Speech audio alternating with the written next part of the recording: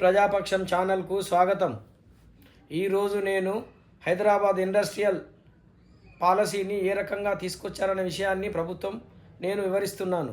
ముఖ్యంగా మన outer ring road పరిధిలో ఉన్నటువంటి 25 పారిశ్రామిక ప్రాంతాలను వాటిని వాణిజ్యపరమైన వాటిగా వాడుకోవచ్చనే విధంగా ప్రభుత్వం ఒక కొత్త జీవో తీసుకొచ్చింది.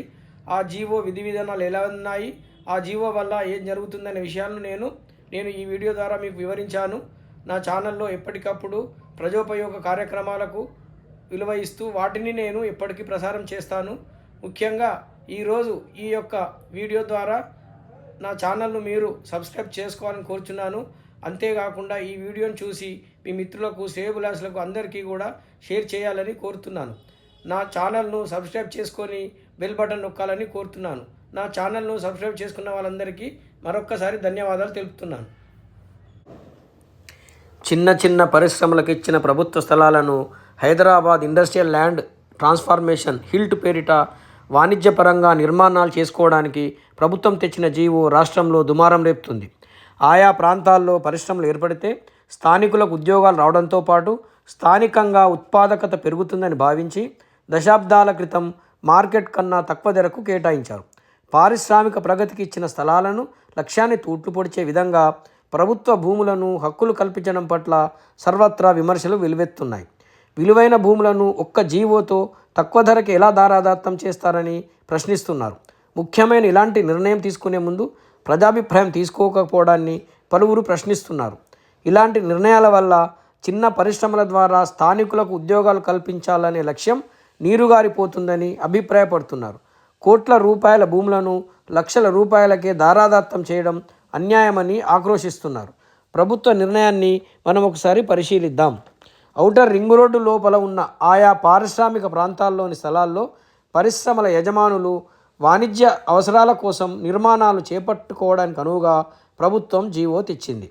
దశాబ్దాల క్రితం చిన్న పరిశ్రమలు స్థాపించుకోవడానికి స్థానికులకు ఉద్యోగాలు కల్పిస్తారని ఏపీఐఐసి ద్వారా నామమాత్రపు ధరతో స్థలాలను కేటాయించి పారిశ్రామిక వాడలను ఏర్పాటు చేశారు.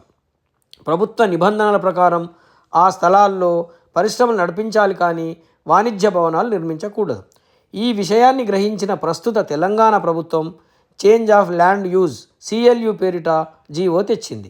ఈ ఉత్తర్వుల ప్రకారం పరిశ్రమల స్థల యజమానులు నిర్ధారిత ఫీజు చెల్లించి వాణిజ్య భవనాలను నిర్మించుకోవచ్చు. అలా ORR లోపల ఒక్క 25 పారిశ్రామిక వాడలను గుర్తించి అక్కడ వాణిజ్య భవనాలు చేపట్టవచ్చని ఉత్తర్వులు జారీ చేశారు. పటాన్చెరు నియోజకవర్గ పరిధిలోని 3 పారిశ్రామిక ప్రాంతాలను ఈ జీవోలో చేర్చారు. అవేంటంటే GHMC పటాన్చెరు డివిజన్ పరిధిలో ఉన్న industrial park Patancheru, Ramachandrapuram division పరిధి అశోక్ నగర్ వద్ద ఉన్న యాన్సిలరీ ప్రాంతం, ఇస్నాపూర్ మున్సిపాలిటీ పరిధిలోని IDA పాశం మైలారంలు ఉన్నాయి. అయితే ప్రభుత్వం ఇచ్చిన నిబంధనల ప్రకారం 80 అడుగుల రోడ్డు ఉన్న స్థలానికి 30%, 80 అడుగుల పైన రోడ్డు ఉన్న స్థలానికి 50% ఫీజు చెల్లించాలి. అలా ఫీజు చెల్లించి ఆ స్థలాన్ని ఫ్రీ హోల్డ్గా మార్చుకోవాలి. ఆ మార్చుకున్న తర్వాత ఆ ప్రాంతంలో ఆ స్థల యజమానులు వాణిజ్యపరమైన హోటల్సు, హాస్పిటల్సు, సినిమా థియేటర్సు లేదా వాణిజ్య భవనాలు నిర్మించుకోవచ్చు.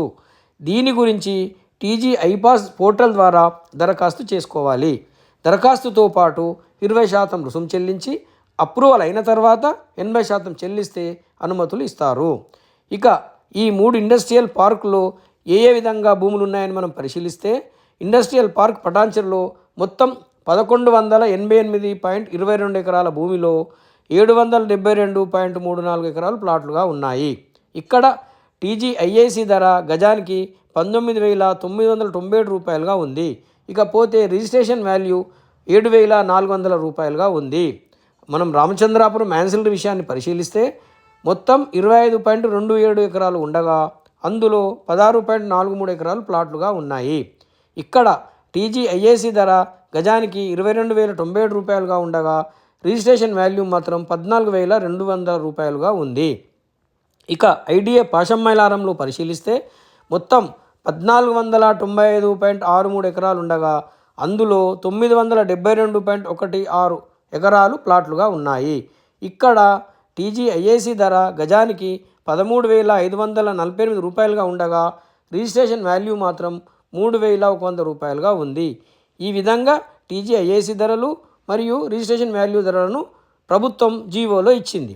ఈ ప్రస్తుత తరుణంలో భూముల ధరలు ఆకాశాన్ని అంటున్నప్పుడు ఈ విధంగా టీజీఐఏసీ కానీ రిజిస్ట్రేషన్ ధరలు కానీ నామమాత్రంగా ఉన్నాయి. ఇలా కోట్ల రూపాయల భూములను అతి తక్కువ ధరకు వాణిజ్యపరంగా మార్చడంపై ప్రతిపక్షాలు తీవ్ర అభ్యంతరం తెలుపుతున్నాయి.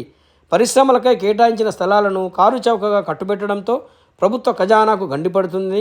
కానీ నాయకుల ఖజానాలు మాత్రం నిండుతున్నాయని ఆరోపిస్తున్నారు.